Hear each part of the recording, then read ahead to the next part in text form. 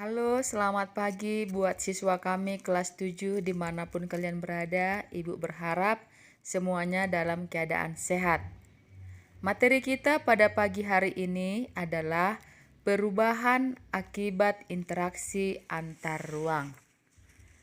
Interaksi ke ruangan meliputi beragam jenis pergerakan seperti perjalanan menuju tempat kerja, migrasi, pariwisata, pemanfaatan fasilitas umum, transmisi informasi dan modal, wilayah pemasaran kegiatan retail, perdagangan internasional, dan distribusi barang. Pergerakan orang sebagai bentuk interaksi ke ruangan menimbulkan perubahan.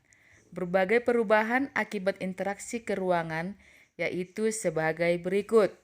Yang pertama, berkembangnya pusat-pusat pertumbuhan. Nah, pergerakan orang, barang, dan jasa pada suatu lokasi tertentu akan menimbulkan pemusatan akibat aktivitas manusia pada lokasi tujuan. Pemusatan aktivitas penduduk tersebut kemudian membentuk daerah perkotaan. Daerah perkotaan merupakan pusat pertumbuhan suatu wilayah karena sebagian besar aktivitas terkonsentrasi di wilayah perkotaan. Yang kedua, perubahan penggunaan lahan. Lihat pada gambar kita berikut ini.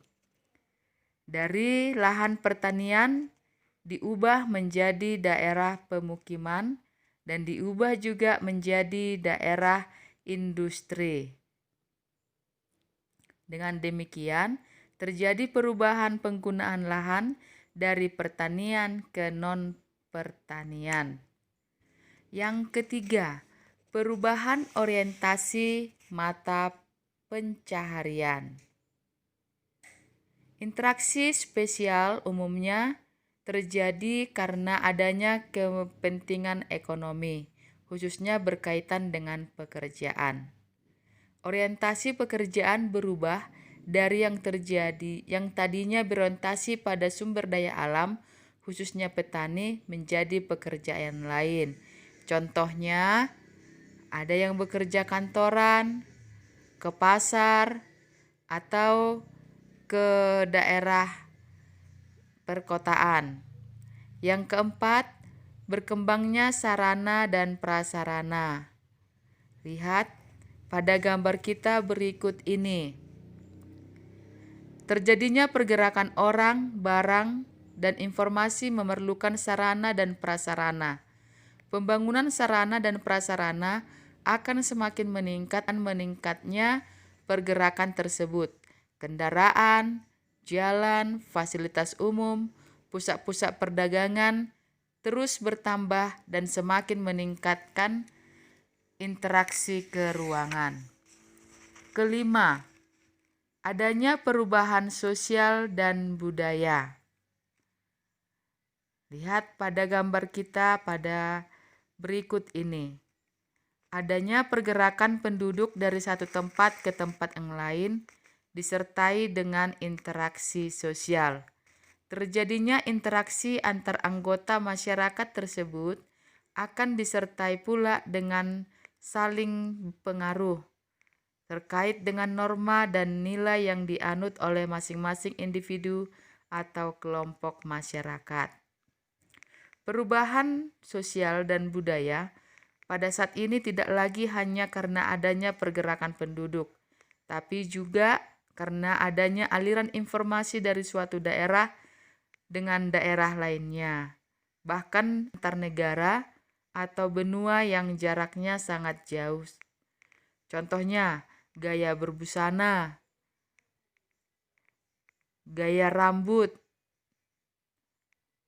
gaya berpakaian yang ditiru oleh orang Indonesia dari budaya-budaya orang luar. Bahkan sekarang ada yang berubah dari selera makanan.